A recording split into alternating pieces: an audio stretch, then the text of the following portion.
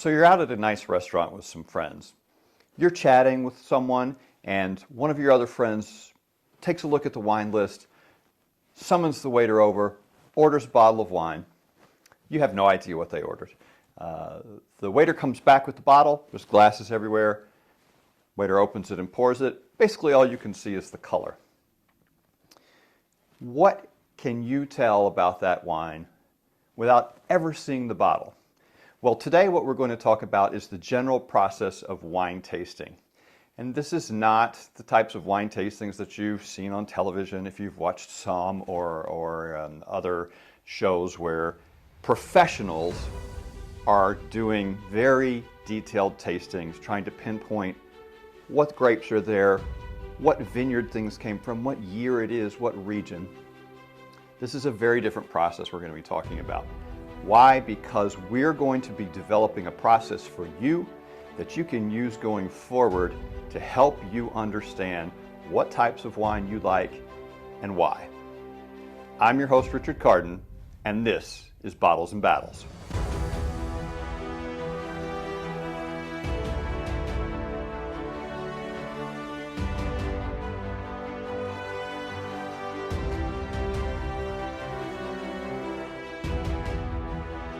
Welcome to Bottles and Battles. Today we're talking about wine tasting. Well, what actually is the deal with wine tasting? It's not about showing off. People get a misconception about this all the time. It is not about you trying to look impressive and say, oh, I know exactly where and when this wine came from. It's not about other people making you feel stupid. It is for you to develop a personal database of aromas and flavors and grape varietals so that you can build your own personal preference list to use when you're shopping at a store, when you're looking at the wine list at a restaurant, when you're in a wine cellar, so that you can find what you like and understand what it is that you like. Because that's my number one rule of wine tasting. You should drink what you like. But to do that, you have to understand what it is that you like and why.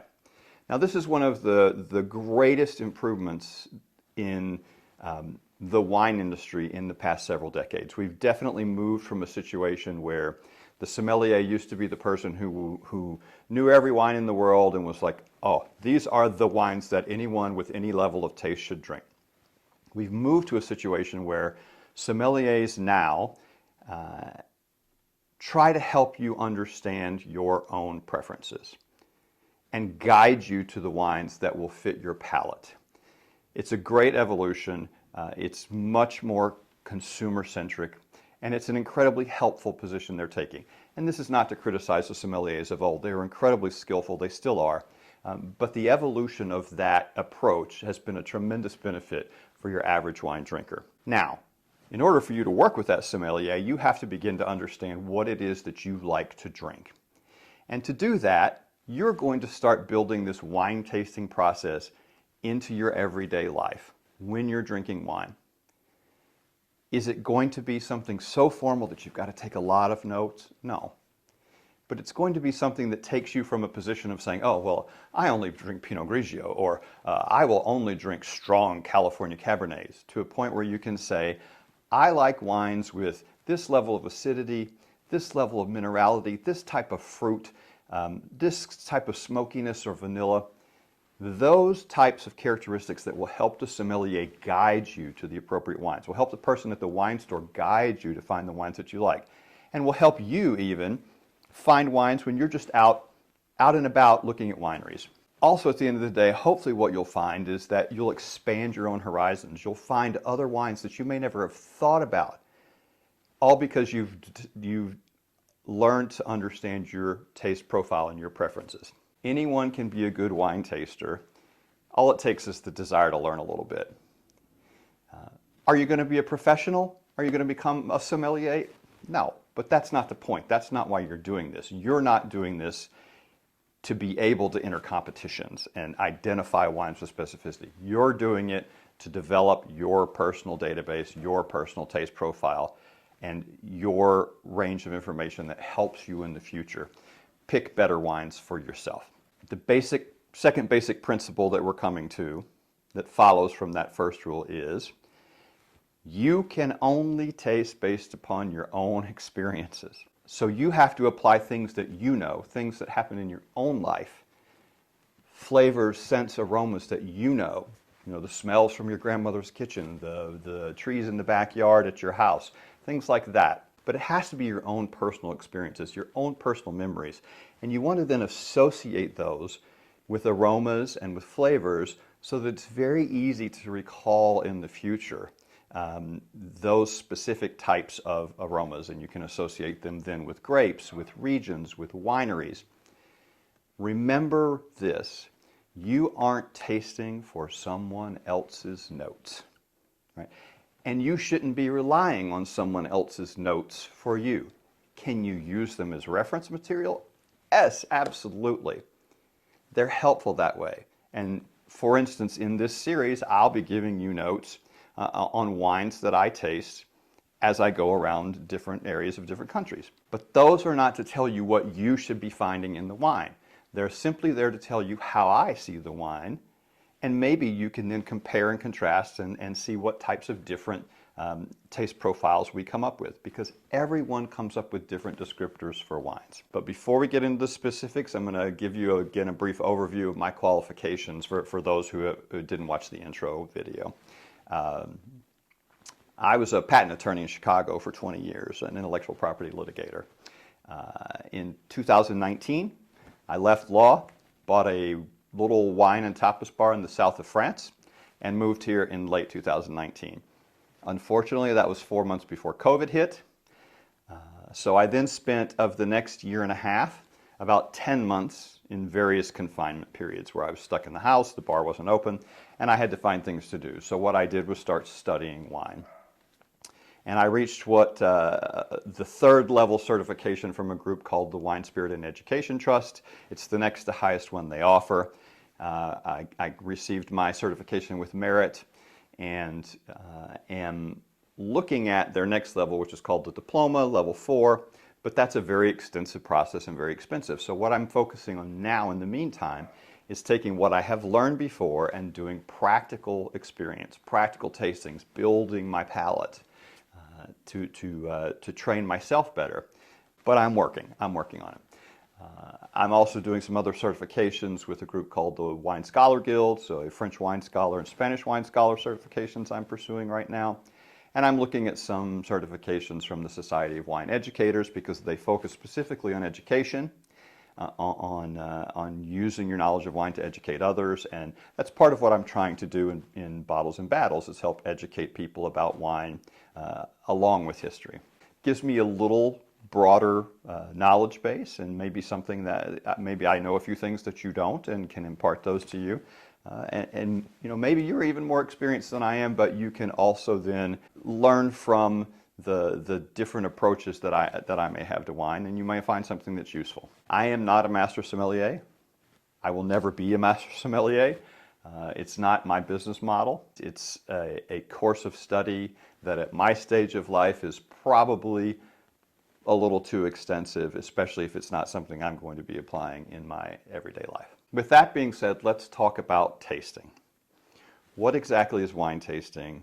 What are you trying to do? And what should you be getting out of it? And is there a process that you have to follow? So you're probably familiar with the standard approach, which is the swirl, sniff, swish, and either spit or swallow, depending on what you want to do. And how many of them you're going to be tasting, and that's very key if you're going to be tasting a lot. Definitely use the spittoons, or the crachoirs, they're called here in France, because you'll be surprised that even with small amounts, how quickly that can give you some problems, especially if you're going to be driving. What are those different steps? And I'm going to break them down into a series of questions rather than specific steps. So here are the questions I'm going to be asking you to consider when you're wine tasting. First, what did I see? What did I see when I looked at that glass of wine? Second, what did I smell? What are the aromas that came out to me? Third, what did I taste? Now that you finally got some in your mouth, what exactly did you taste?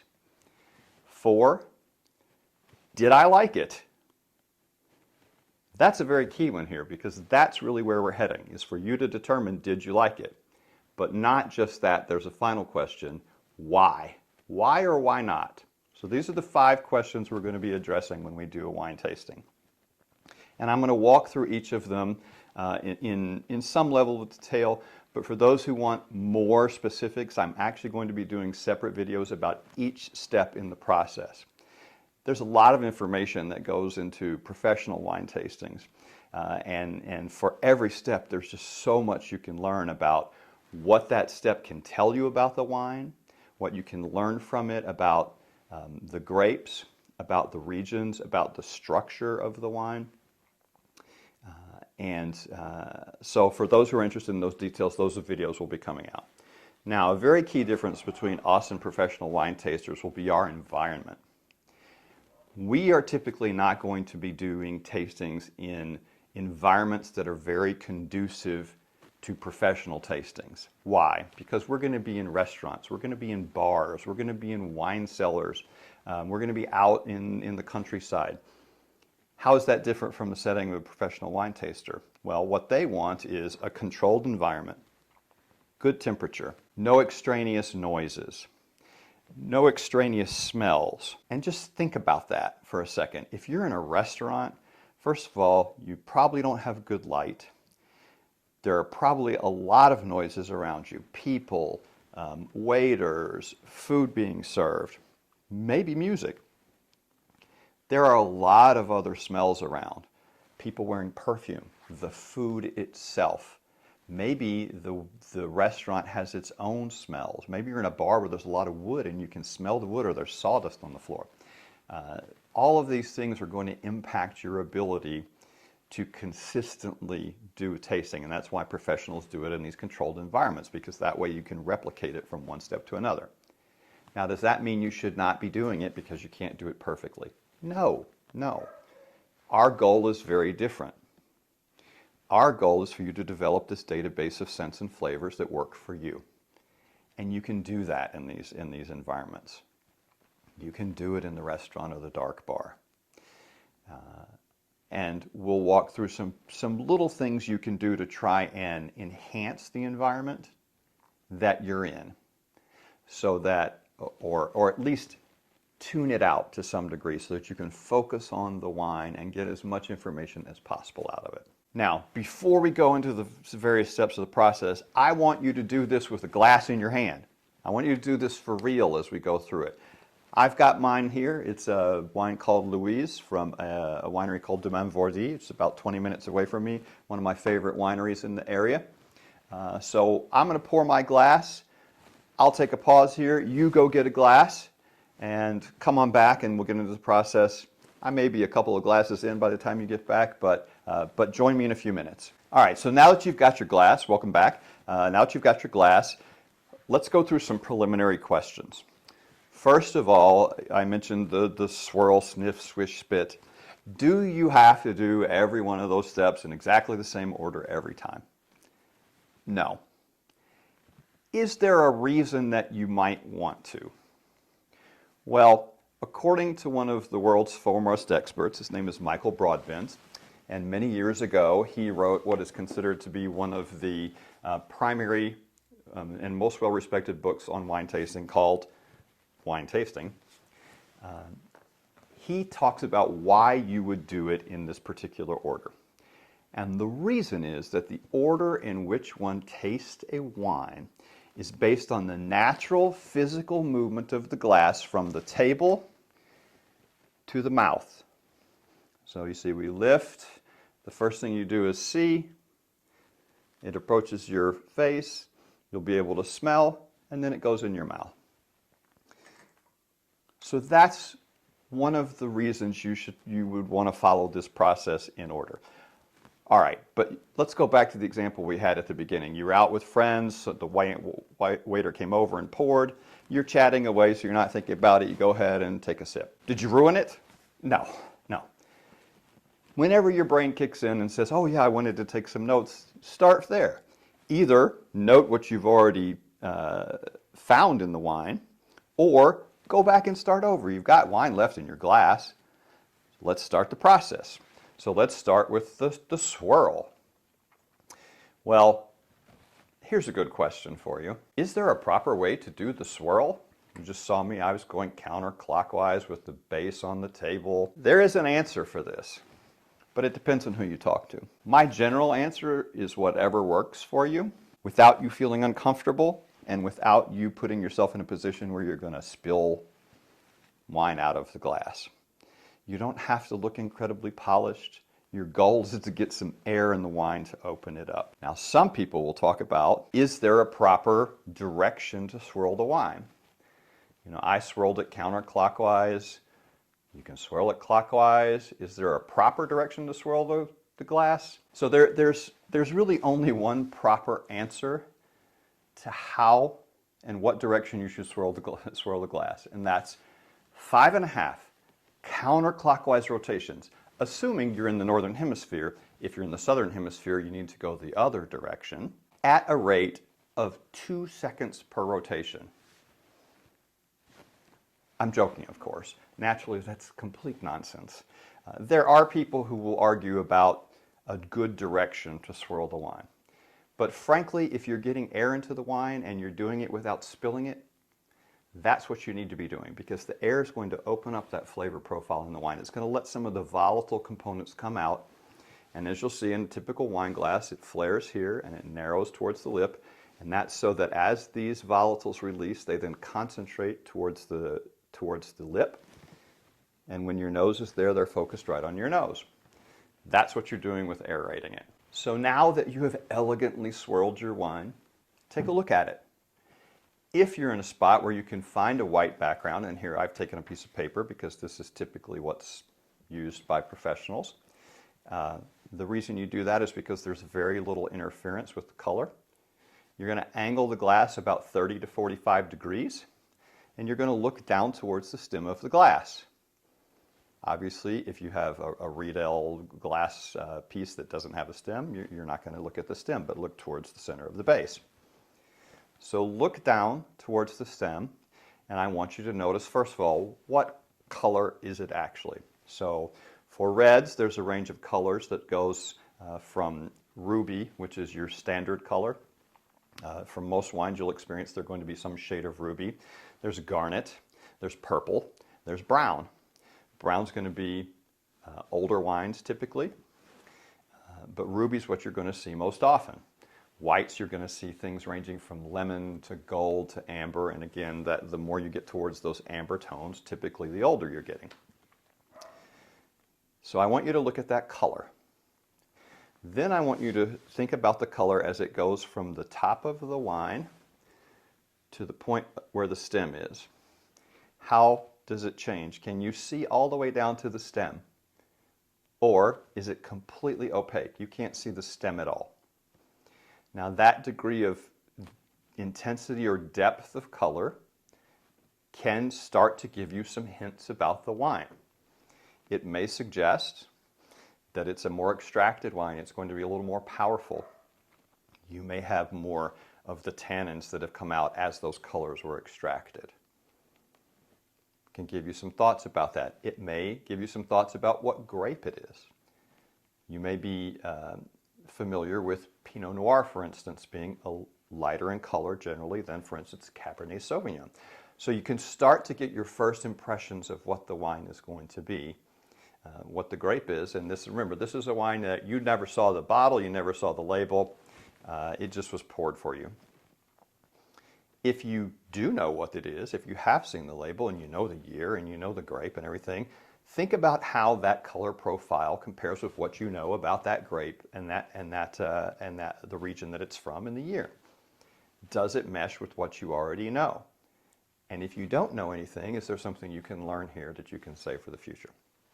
The second thing I want you to do with color is to look from the center to the edge and look at how that color changes right around the edge. Is it a very different color? So if I've got a red here, do I have a much, much lighter red at the edge? Does it look watery? Because you can start to learn things from that color change as well. For instance, if you have a very watery rim, you might have a much younger wine. If you have a lighter progression but it's browner, maybe you have actually an older wine. But you can start to figure out exactly what's in your glass just by looking at the color. Now, is that 100% accurate every single time, every time you pick up the glass? No, this is just to start giving you some impressions that you can compare to what you already know.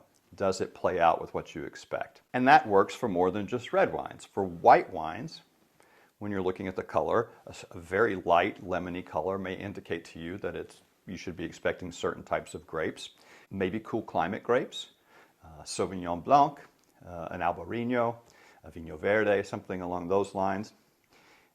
Are there green tinges on the edges? That can give you some ideas about youth.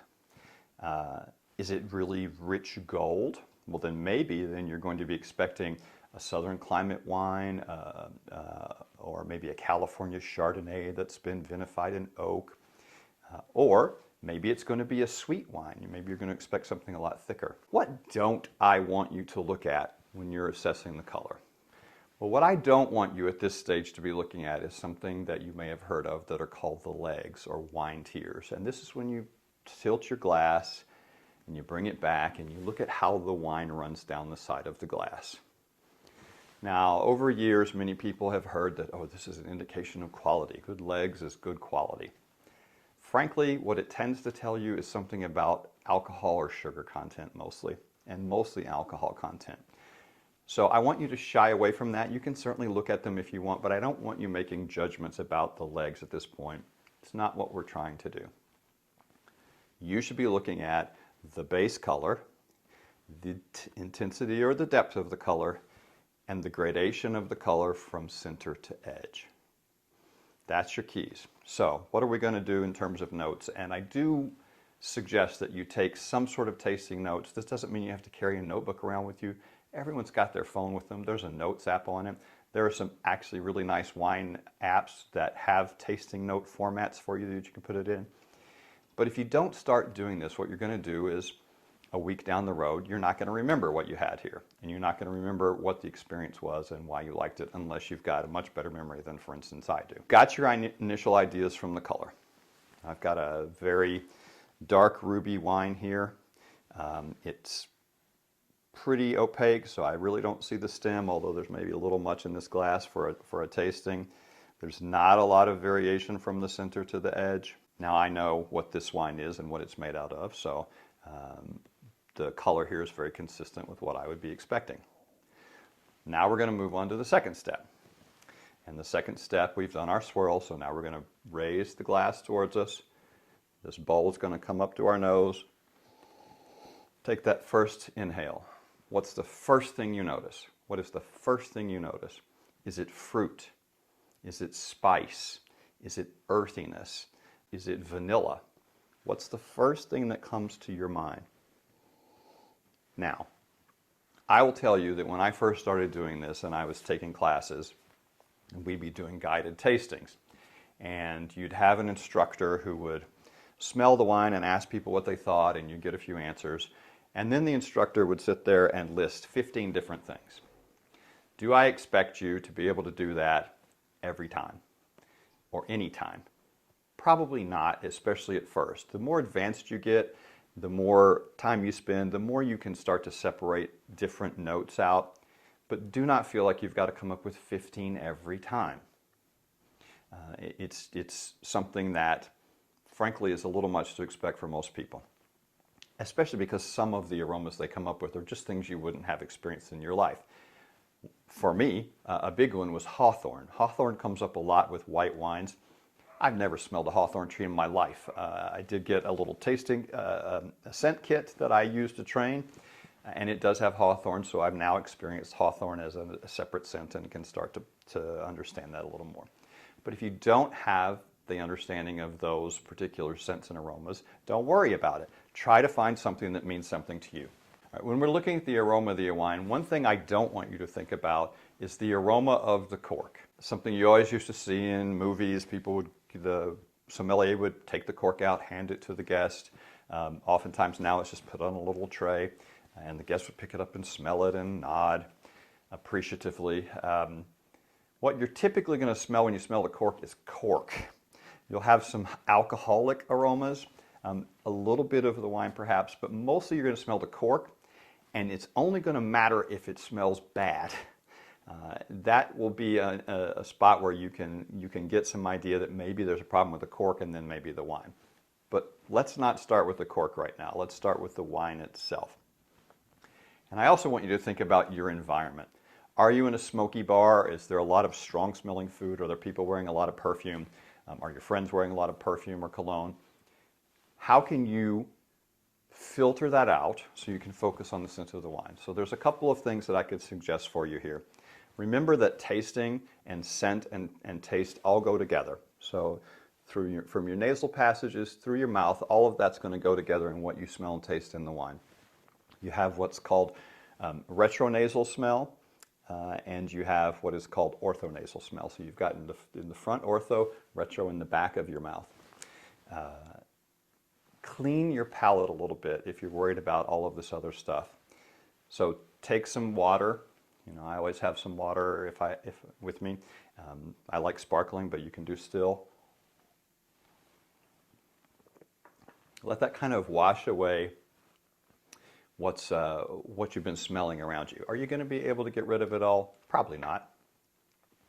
But the more you can kind of neutralize your palate, neutralize this system here, the better you're going to be able to get scents and aromas out of the wine. So now go ahead and bring it to your nose. What was that first thing you noted? Black fruit. What are you getting out of yours? I'm getting some spices here. Not really any vanilla. You're looking for different types of aromas as you go through. And the aromas can be divided into three groups. There's primary, there's secondary, and there's tertiary. Primary comes from the grapes and the initial part of the fermentation process. It's the flavors and aromas that are being extracted right when you're beginning the process. Secondary comes from later in fermentation and post-fermentation processes. And tertiary comes from aging. And typically you're going to find mostly fruits in primary. You'll find some things like butter, spices, cream, things like that in secondary. And you'll find earthiness, you'll find leathers, tobaccos, things like that, chocolate, and even for white wine, sometimes petrol, gasoline for Americans. It's a very common component of Riesling, and it's not a bad thing, even though it sounds like it. So you're going to try and identify these different ranges of things. So think about it. What fruits am I smelling? And catalog those. Okay, do I smell any spices? Or is there cinnamon? Is there clove? It's very typical. Cardamom. Am I smelling any of these baking spices or any other spices? How about floral scents? Am I getting white flowers? Am I getting roses? Am I getting violets? How about earthy scents? Am I getting forest floor is a very typical descriptor for some wines. Am I getting truffles, mushrooms? Then am I getting things that verge into leather or wood or tobacco or chocolate or coffee? Try and think about each one of these categories separately. If you're in whites, are you getting breadiness? Are you getting butter? Are you getting cream? Are you getting vanilla? All of these things can help you then start narrowing down, A, where are you in this process, primary, secondary, tertiary?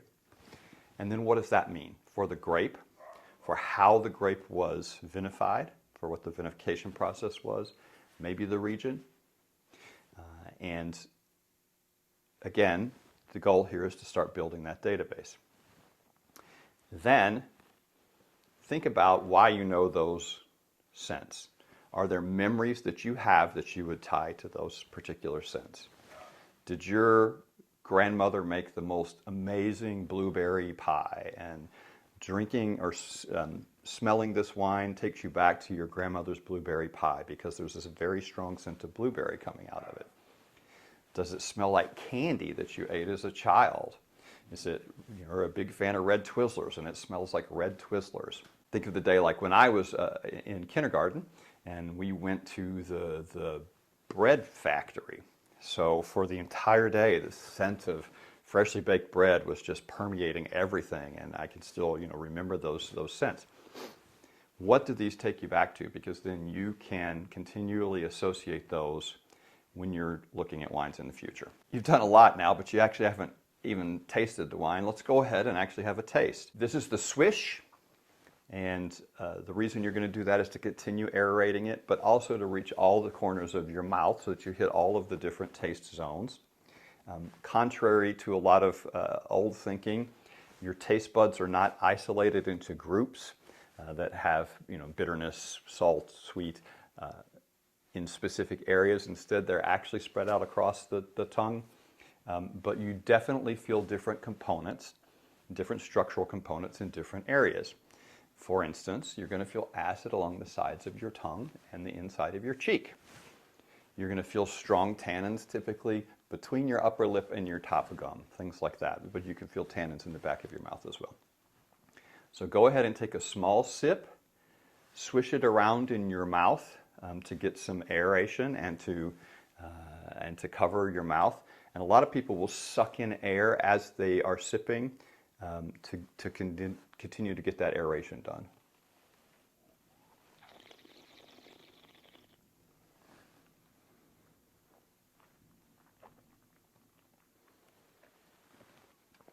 Now, again, you can either, if you're in a restaurant, you're not going to be spitting this out. Go ahead and swallow it. And once again, what's your first impression? If it's really, really fruity, it can tell you some things about perhaps the age of the wine, perhaps the grapes that are there.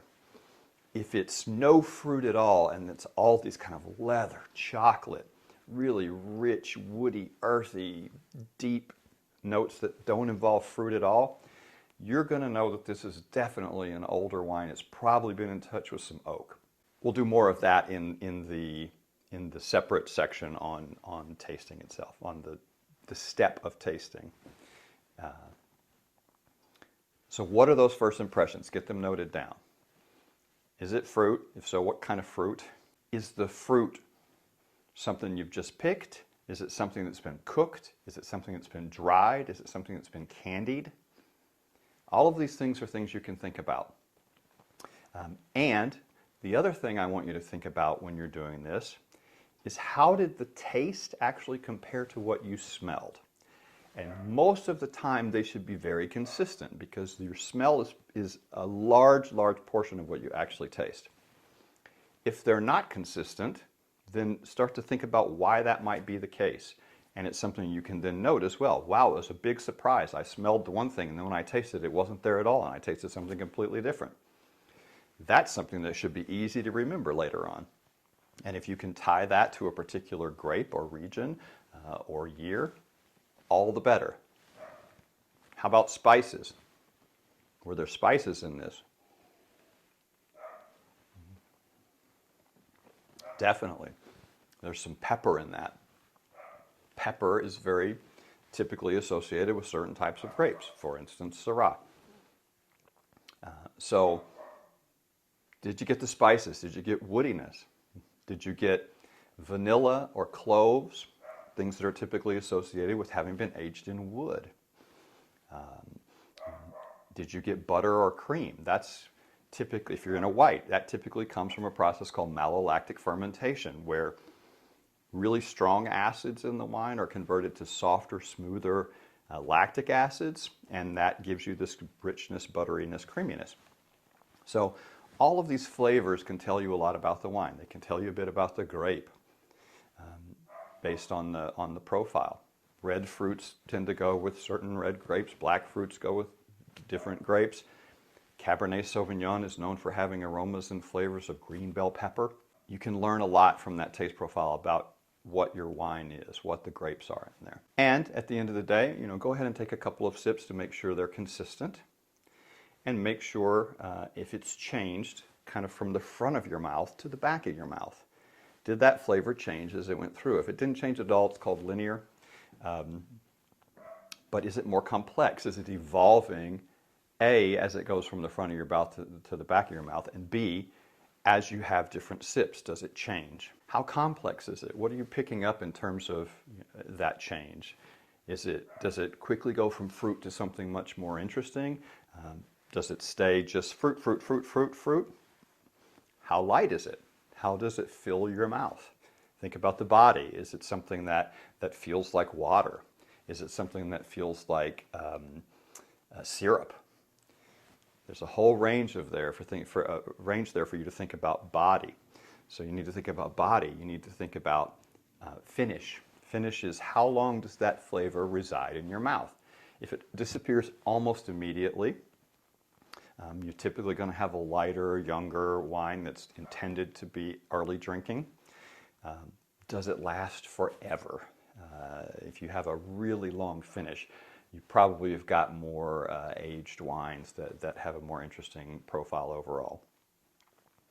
How's the acid structure in the wine? Do you feel this complete tightening in your mouth along the edges of your tongue or in the inside of your cheeks like you've just bit down on a lemon?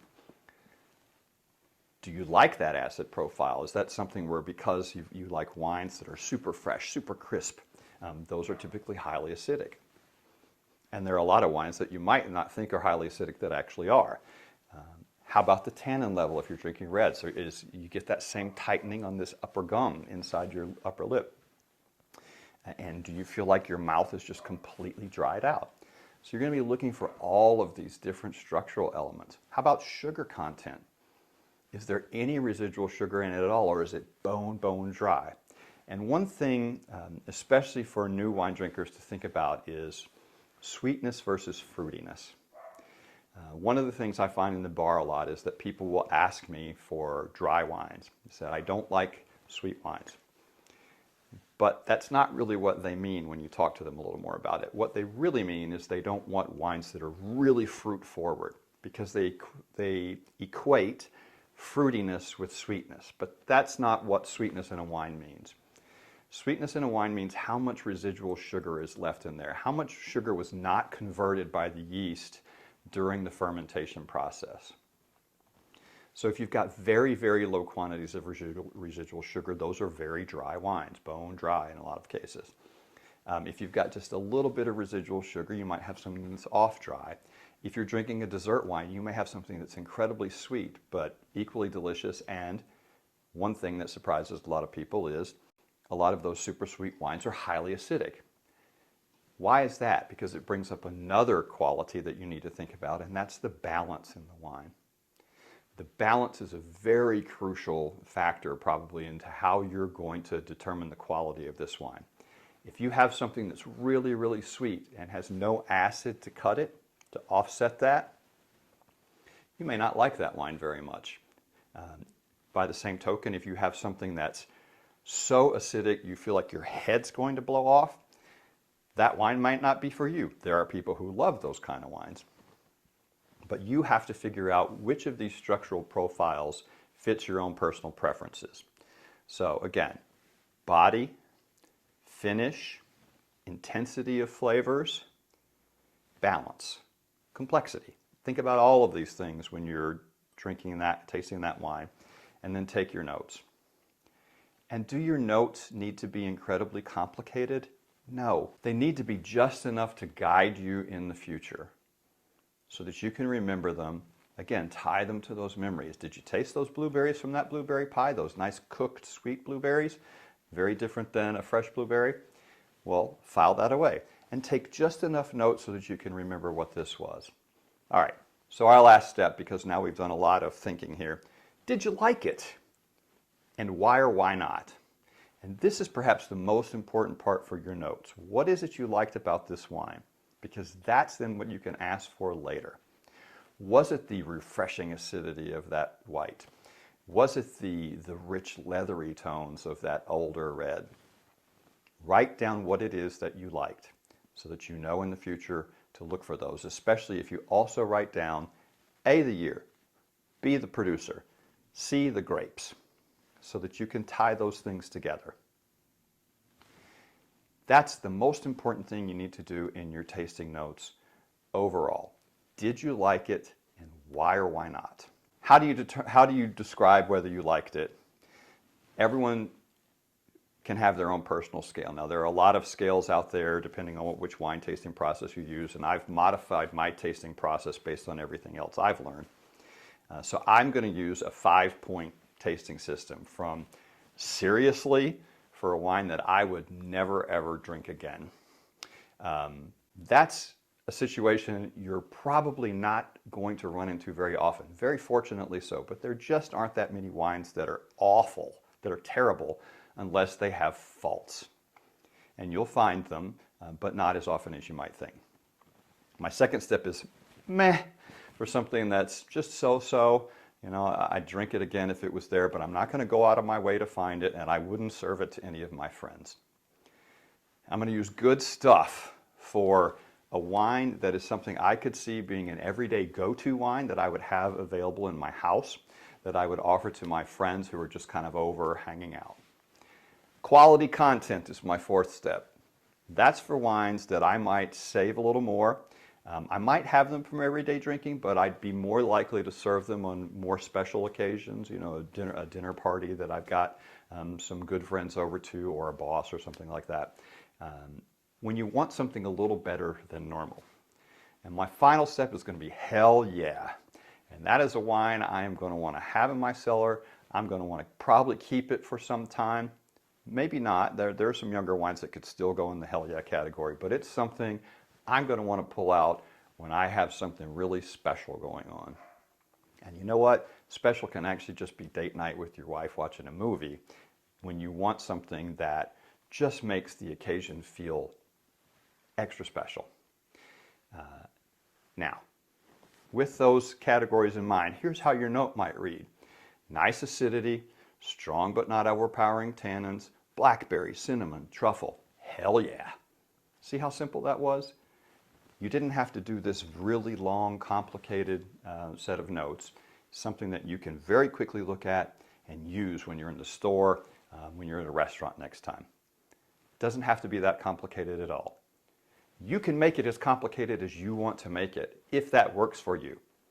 And if you want all those details, we're going to go into them a lot in coming episodes. So feel free to watch those and incorporate those into your own process. But come up with a process that works for you, that you can consistently repeat, that you can feel comfortable doing time and again, no matter where you are. All right, so as I've mentioned, for those who are interested in more extensive details, there are going to be separate episodes on every stage of the tasting process. And there's also going to be a couple of episodes about really technical details if you're interested in those, the science of it all. For those who want to get a little more involved, I do recommend that you buy Wine Tasting from Broadbent. The Wine Bible is another one by Karen McNeil. Anything by Jancis Robinson. And a new one that's come out recently that I like, it's a very interesting approach. It's called Beyond Flavor by Nick Jackson, who's a master of wine. Beyond Flavor and Wine Tasting in particular are very quick, but very interesting reads. All right, well, I hope you've learned a little bit here. I hope you've enjoyed this, and I hope you've got some ideas about how you can do wine tasting in a quick and easy way, no matter where you are, to help you build that knowledge base so that you can make better decisions for yourself in the future. Until next time, this is Richard Carden. Thanks for joining me.